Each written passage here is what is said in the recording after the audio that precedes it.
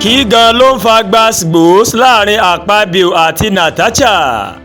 ìbéèrè kan tí ọ̀pọ̀ ọmọ orílẹ̀-èdè wa Nàìjíríà tí wọ́n ń béèrè rèé lọ́wọ́ àwọn aṣòfin orílẹ̀-èdè wa Nàìjíríà.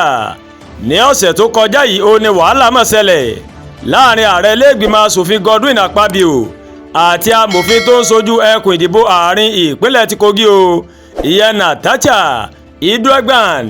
lásìkò tí ilé ń jókòó ní Akpabio ó mà ló mọ̀ pàṣẹ pé kí àwọn agbófinró kí wọ́n mú Natasha jáde kúrò ní ìjókòó aṣòfin o, gẹ́gẹ́ bí iléeṣẹ́ ìròyìn abẹ́lé AIT gẹ́gẹ́ bó ṣe ṣàlàyé. wàhálà náà mà bẹ́ sílẹ̀ nígbà tí akápò ilé Mohammed Mongono tó mà sọ fún ilé pé aṣòfin Natasha ó mà kọ̀ láti lọ jókòó sí ààyè tuntun tí wọ́n yàn fún o. sẹ́nitọ́ Natasha ó mà kọ̀ jálẹ̀ pé òun kò lè kúrò ní ààyè tó wà tẹ́lẹ̀, tó sì fẹ̀sùn kan ààrẹ ilé-ìgbìmọ̀ aṣòfin àti ilé-ìgbìmọ̀ wípé wọ́n tẹ ẹ̀tọ́ mọ́lẹ̀. èyí mà ló fà á tí Akpabio tó fi ní kí wọ́n gbé Natasha kúrò ní ilé aṣòfin o.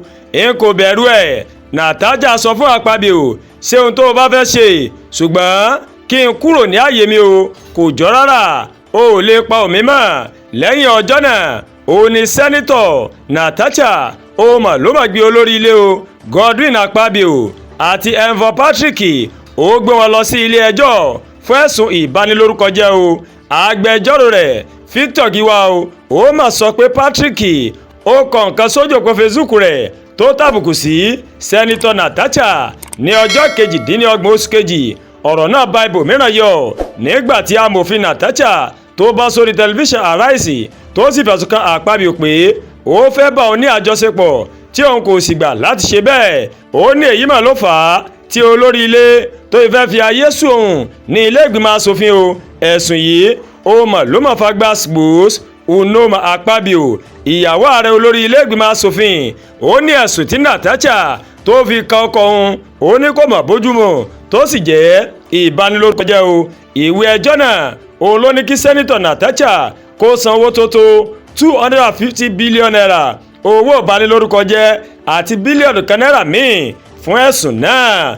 ìwé ẹjọ́ náà òun ló ti wà níwájú ilé ẹjọ́ gíga tó ń jókòó nílùú Àbújá nígbà tí ìyàwó Akpabio tó ń bá àwọn akọ̀ròyìn sọ̀rọ̀ ó ní irọ́ ni Natasha ó mà ló máa ń pamọ́ ọkọ òun o, tó sì ń gbé àwọn ìgbésẹ̀ yìí nítorí ìfẹ́ inú ọkàn.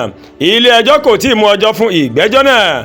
ọkọ Natasha ó mà sọ̀rọ̀ pé òun gbẹ̀rí ìyàwó òun jẹ́ pé gbogbo ohun tí ìyàwó òun sọ wípé gbogbo ohun tí ìyàwó òun sọ nípa Godwin Akpabio òtítọ́ ni o. nínú àtẹ̀jáde kan tó fi léde, olóyè nílùú Warri ó mà sọ pé òun kò fẹ́ dá sí ọ̀rọ̀ yìí tẹ́lẹ̀, ṣùgbọ́n àwọn nǹkan tó ń jáde ó mà ló mà jẹ́ kí òun tẹnubọ ọ̀rọ̀ náà. Uduagban ó ní ìyàwó òun ó ti sọ fún òun nípa ààrẹ ilé-ìgbìmọ̀ asòfin, ẹni tó ní òun rí gẹ́gẹ́ bí ọ̀rẹ́ sí ìdílé òun tí òun sì ṣèpàdé pẹ̀lú rẹ̀ lórí ọ̀rọ̀ náà, èyí tó ní àwọn padà yanjú.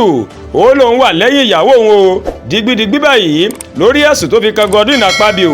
mo lọ bá ààrẹ ilé-ìgbìmọ̀ asòfin pẹ̀lú ọ̀wọ̀ tí mo sì ní kó fún ìyàwó mi ní àpọ́nlé tó yẹ o. a fẹnukò tí a sì yanjú ọ̀rọ̀ náà. pẹ̀lú bí a ṣe ti fẹnukò yìí, ìyàwó mi sì sọ wípé Akpabio kò mà dáwọ́ dúró rárá o. mo gbẹ̀rí ìyàwó mi jẹ́ lóòótọ́ òun ni Godwin Akpabio òun ló ń kọnu fẹ́ síyàwó mi o. Àdúràgbà Olúwatóyìn ló ń kàròyìn sí létí o láti kàn ní Ẹ̀yà Yorùbá World TV. bẹ́ẹ̀ ṣe wò wá ẹ máa bá wa like, ẹ máa share, ẹ dẹ̀ máa comment, ẹ máa gbàgbé láti bá wa subscribe sórí YouTube channel wa o. kẹ́ wá bá wa tẹ notification bell láti lè máa rí àwọn ètò alọ́kòójọ̀kan tó bá ti ń gorí ìkànnì yìí. akú àtàárọ̀ àkúṣe tòní, Elédùà yóò dé gbìyànjú aládé o.